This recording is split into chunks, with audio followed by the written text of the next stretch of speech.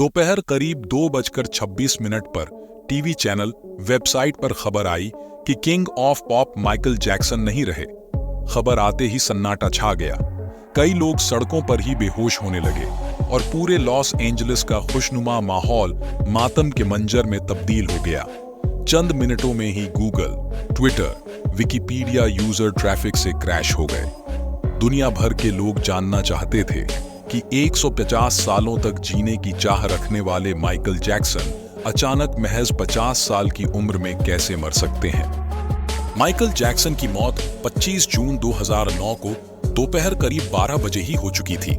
उनकी मौत प्रोपोफॉल और बेंजोडाइजेपाइन जैसी हैवी दवाइयों के ओवरडोज के चलते हार्ट अटैक आने से हुई थी। वो 150 साल से ज्यादा जीना चाहते थे, जिसके लिए उन्होंने अपने घर पर ही 12 पर्सनल डॉक्टर्स की एक टीम रखी थी जो उन्हें दवाइयां और सही डाइट देते थे। माइकल का खाना भी पहले लेबोरेटरी में टेस्ट होता था, फिर वो उसे खाते थे। जिस समय उनकी मौत हुई तब भी उनके पर्सनल डॉक्टर कॉनराड मुरे उनके साथ ऑम्बली हिल्स, लॉस एंजलिस में थे। माइकल को नींद न आने पर कई ड्रग डोज दिए गए थे जिससे वो जल्दी सो सके। कुछ समय बाद डॉक्टर ने माइकल को कमरे में बेसुध पड़े देखा तो तुरंत उन्हें सीपीआर दिया। जब रिस्पॉन्स नहीं मिला तो डॉक्टर ने मेडिकल हेल्प मांगने के लिए घर में लैंडलाइन और मोबाइल ढूंढे, लेकिन सिक्योरिटी के चलते घर के सारे लैंडलाइन बंद थे। वो तुरंत बाहर की तरफ भागे और गार्ड से 911 पर कॉल करने को कहा। मेडिकल हेल्पलाइन नंबर 911 पर कॉल ठीक 12:22 पर किया गया।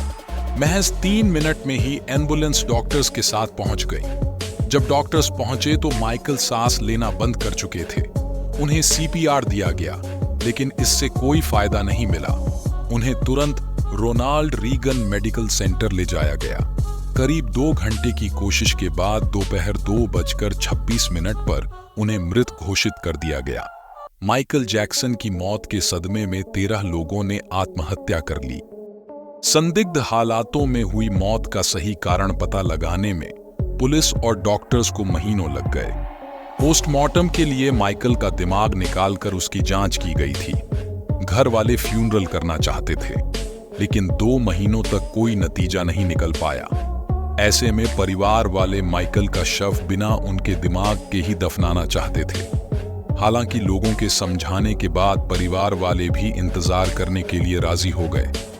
मौत के ठीक 29 दिन बाद 3 सितंबर 2009 को माइकल जैक्सन का प्राइवेट फ्यूनरल हुआ, जिसमें महज 200 लोग शामिल हुए। माइकल के शव को सोने के ताबूत में रखकर कंक्रीट में दफन किया गया था। उन्हें मेकअप आर्टिस्ट ने ठीक उसी तरह तैयार किया जैसे वो परफॉर्मेंस से पहले तैयार हुआ करते थे। माइकल के घर वालों को डर था कि अगर माइकल के शव की लोकेशन डिस्क्लोज की गई तो उनके चाहने वाले कब्र खोदकर उनका शव चुरा सकते हैं। इस कारण उनके शव को रहस्यमयी तरीके से दफनाने का फैसला किया गया था। हालांकि बाद में माइकल का शव फॉरेस्ट लॉन के ग्रेट माइसीलियम में दफनाया गया, जहां हॉलीवुड के Clark Gable, Jean Harlow, Walt Disney जैसी बड़ी हस्तियां दफन हैं। माइकल की मौत के 8 महीने बाद 8 फरवरी 2010 को उनके डॉक्टर कॉनराड मुरे को उनकी गैर इरादतन हत्या का दोषी पाया गया। King of pop Michael Jackson दुनिया के सबसे बेहतरीन सिंगर रह चुके हैं।